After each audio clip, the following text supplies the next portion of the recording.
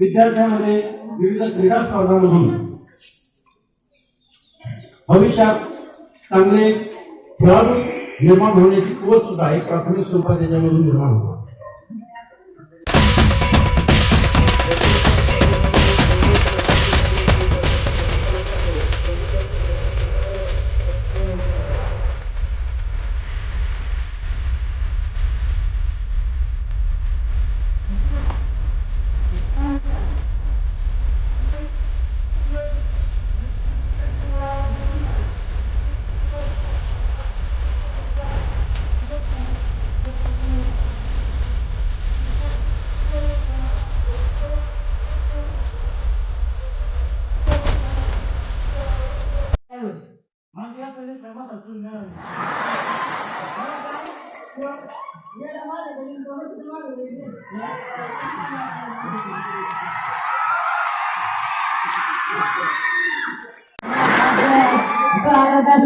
माझा आता कसा भारी होता आणि त्याने एवढा मोठा वाडा बांधला एवढा मोठा एवढा वाड्याला शेतीली वर्षी धुडूक धुडूक एक दिवस असा आजाराच्या झोपल होता दिवे चालली होती धुडूक धुडूक आजची झोपड झाली आज खवाळा आज करा देऊ का ना किटा किरेले घेतल्या तोडून ठेवली समजा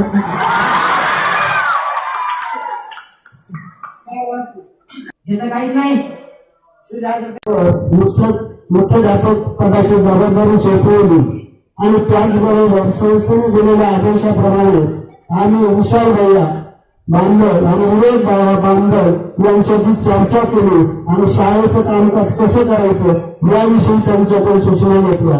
त्यांनी सांगितलं की आपली शाळा ही शाळा सिद्धीमध्ये को श्रेणीमध्ये आली पाहिजे, ए ग्रेड मध्ये आली पाहिजे आणि त्या दृष्टीने काय काय करायचं हे त्यांनी सांगितलं आणि त्याप्रमाणे आम्ही वेगवेगळ्या आपल्या शाळेमध्ये सुविधा निर्माण केल्या आणि आम्ही सुद्धा वेगवेगळे उपक्रम राबवले.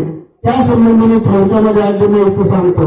आपल्या शाळेमध्ये निर्माण केलेल्या सुविधा आहेत त्यातून पहिलं म्हणजे आपण सुरुवातीला सगळ्या वर्गामध्ये डिजिटल बोर्ड बसवले.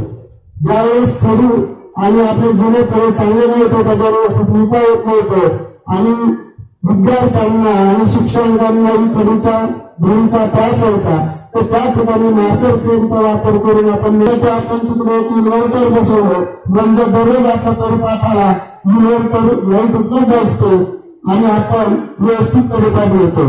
त्यानंतर दुसरं खेळाचं अद्ययावत असं कबड्डीचं ग्राउंड लाल माती आणून तुला आपण एक अद्ययावत असं कबड्डीचं ग्राउंड बनवलेलं आहे.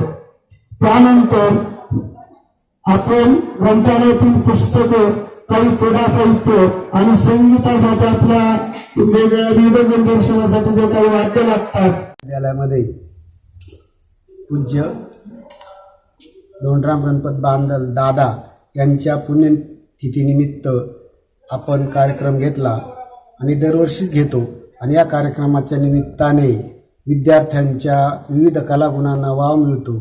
त्या निमित्ताने आम्ही विविध प्रकारच्या क्रीडा स्पर्धा, निबंध स्पर्धा, रांगोळी स्पर्धा अशा घेतो आणि त्यामुळं त्याच्या विद्यार्थ्यांना बक्षिसं देऊन प्रोत्साहन देतो आणि त्यामुळे विद्यार्थ्यांना याचा मोठा लाभ होतो, त्यांचा गुणवत्ता विकास होण्यास मदत होते.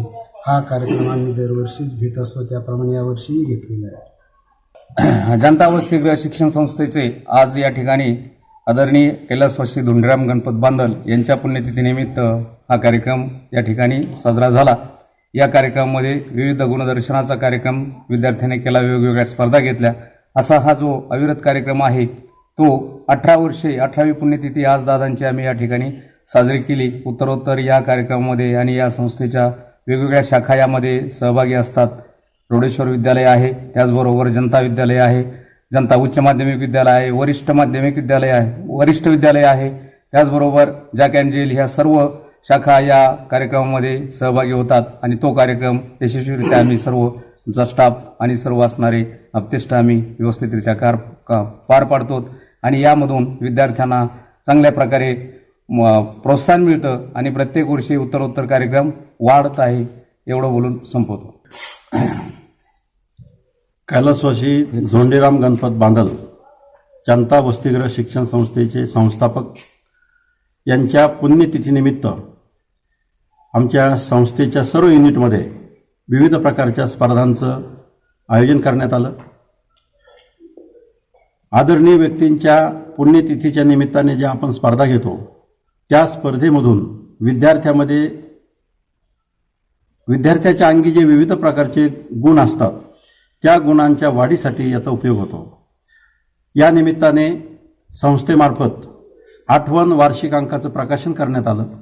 या अंकामध्ये विद्यार्थ्यांनी लिहिलेल्या कविता, त्यांचे लेख, त्याच्यात विद्यार्थ्यांच्या प्रतिभाशक्तीला त्याच्यामुळे वाव मिळतो.